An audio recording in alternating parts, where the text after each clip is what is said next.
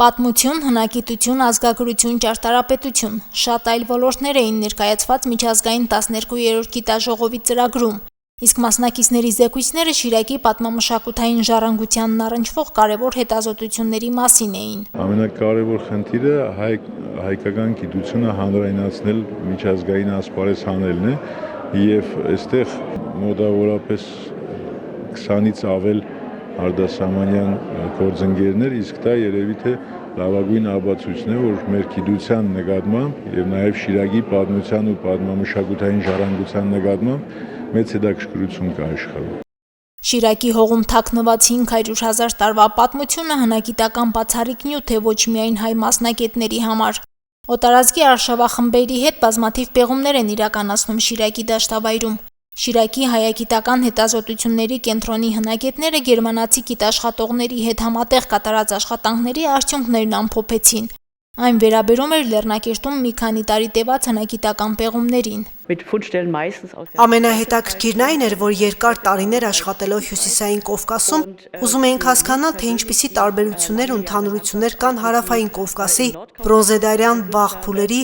ուշ բրոնզի կամ երկաթի դարաշրջանի մշակույթի կենցաղի միջև։ Ամենամեծ բացահայտումը եղավ 2024 թվականին պեղված դամբարանը, որը ցույց տվեց, թե որքան հեռվից են գալիս առաջավոր Ասիայի մշակութային ազդեցությունները Կովկասի համար։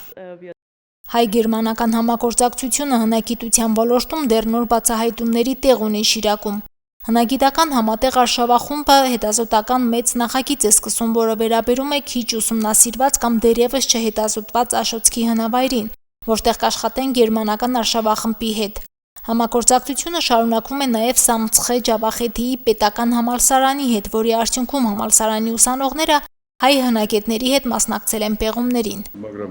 Ամառային դպրոցին մասնակցում են ոչ միայն մեր հայ ազգի ուսանողները, որոնք գալիս են Ախալցխայից, այլ նաև վրացիները։ Այն ոչ միայն հնագիտության գաղտնիքներին ծանոթանալու հնարավորություն է, այլև նոր ծանոթությունների։ Սա նշանակում է, որ գիտաժողովը ոչ միայն համագործակցություն է գիտնականների միջև, այլև փոխհարաբերություններ է ձևավորում տարբեր ազգերի միջև։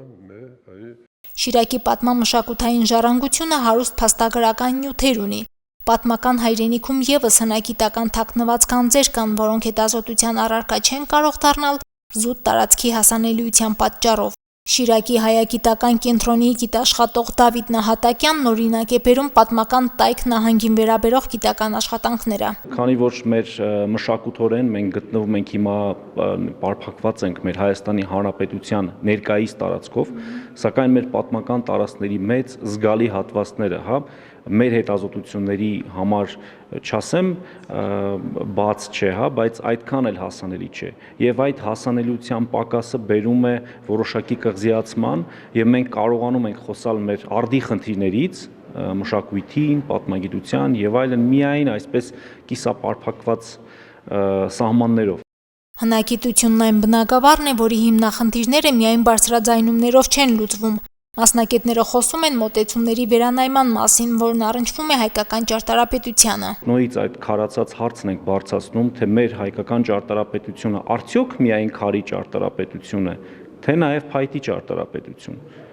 Եվ պարզում է, որ չէ, մենք պետք է իրոք վերանայենք մոտեցումները, որովհետև մենք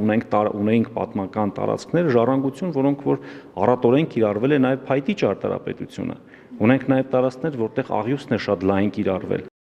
Երկօրյա միջազգային գիտաժողովի զեկույցները հետագայում տեղ կգտնեն հետազոտական նոր ձեռնարկում։ Երկօրյա գիտաժողովը մեկտեղել էր հայ եւ այլազգի գիտական ներուժը մոտ 100 մասնագետներով։ Մարինե Տերբինյան, Արտյոմ Խաչատրյան, Հորիզոն։